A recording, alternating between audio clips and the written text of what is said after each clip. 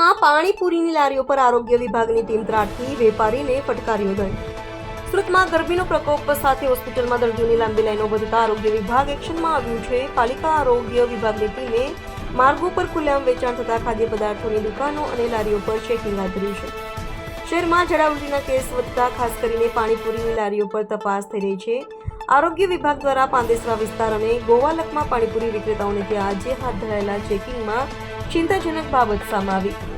વિભાગના કર્મચારીઓએ ગોવાલકમાં પાણીપુરી મેન્યુફેક્ચરરને ત્યાં પાડવામાં આવેલા દરોડામાં જોયું કે જ્યાં પાણીપુરી બનાવવામાં આવે છે તે સ્થાન પર મોટા પાયે ગંદકીનું સામ્રાજ્ય છે।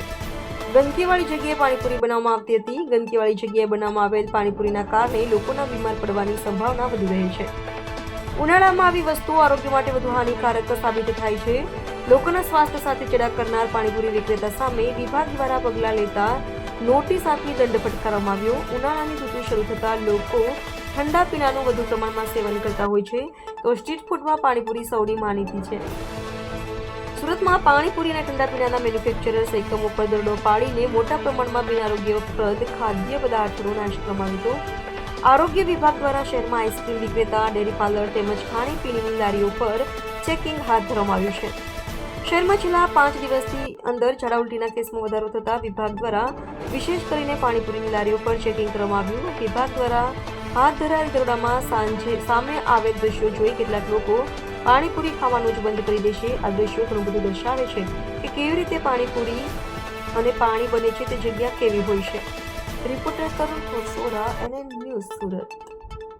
હું સેજલ વ્યાસ, ફૂડ સેફ્ટી ઓફિસર, સુરત મહાનગરપાલિકા, ડેપ્યુટી કમિશનર શ્રી હેલ્થ અને હોસ્પિટલ તેમજ આરોગ્ય અધિકારીની સીધી સૂચના મુજબ આજ રોજ તેમજ ગઈકાલે સુરત શહેરના જુદા જુદા ઝોન વિસ્તારોમાં આવેલ પાણીપુરીની પૂરી તેમજ મસાલો વગેરે બનાવતા વિક્રેતાઓને ત્યાં તપાસણી કરવામાં આવેલ છે। અહીં મળી આવેલ અનહાઇજેનિક કન્ડિશનમાં મળી આવેલ અખાદ્ય પદાર્થોનો નાશ કરી તેમજ તેઓને દંડ કરીને નોટિસ ફટકારવામાં આવેલ છે। જગ્યા પર અહીં 25 થી 30 જેટલા વિક્રેતાઓ છે। અહીં અમુક જગ્યાએ પાણીપુરીની પૂરી જમીન પર પડેલી તેમજ અમુક જગ્યાએ બટાકા સડી ગયેલી હાલતમાં તેમજ બટાકા ઉપર અનહાઇજેનિક કન્ડિશનમાં કપડાં ઢાંકેલ હતા એવી કન્ડિશનમાં મળી આવેલ છે। એ જે આવા અખાદ્ય પદાર્થો મળેલ છે તેનો બધાનો નાશ કરવામાં આવેલ છે। નોટિસ પણ આપવામાં આવેલ છે અને તેમને દંડની પણ કાર્યવાહી કરેલ છે।